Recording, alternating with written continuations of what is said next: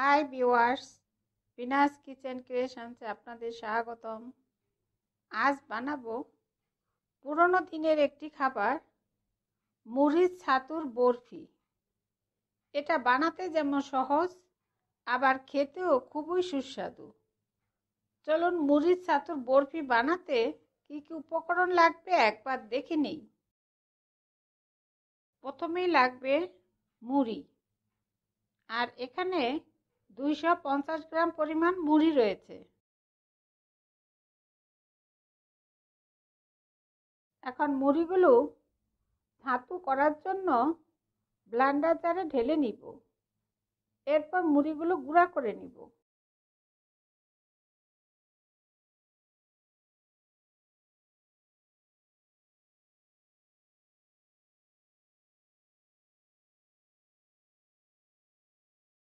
এখন দেখুন মুড়িগুলো গুঁড়া করা হয়ে গিয়েছে।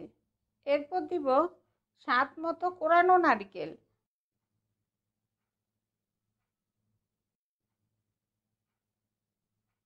আর খেজুরের গুড় দিয়ে ভালোভাবে মেখে নিব, যতক্ষণ পর্যন্ত ছাতু মাখাটা ভিজা ভিজা না হচ্ছে।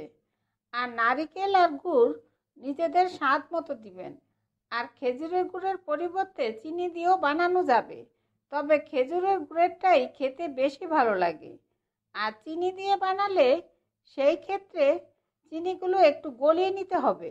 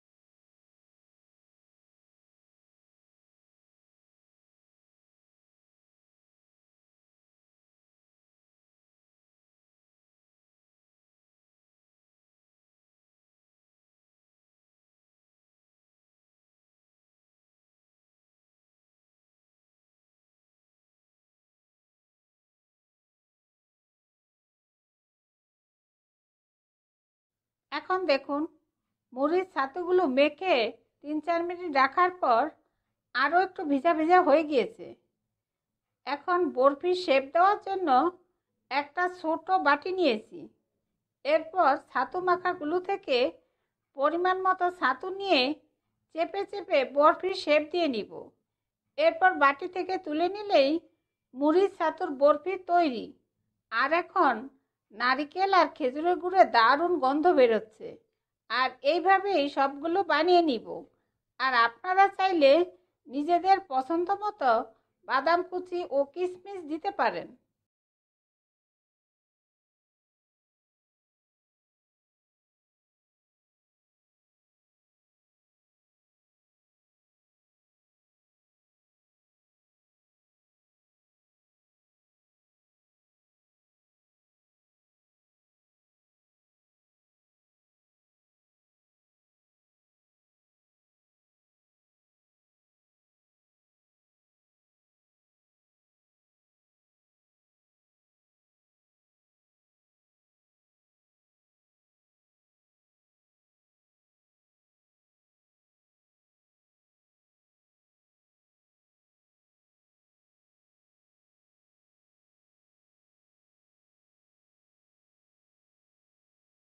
তৈরি হয়ে গেল দারুণ স্বাদের মুড়ির ছাতুর বরফি।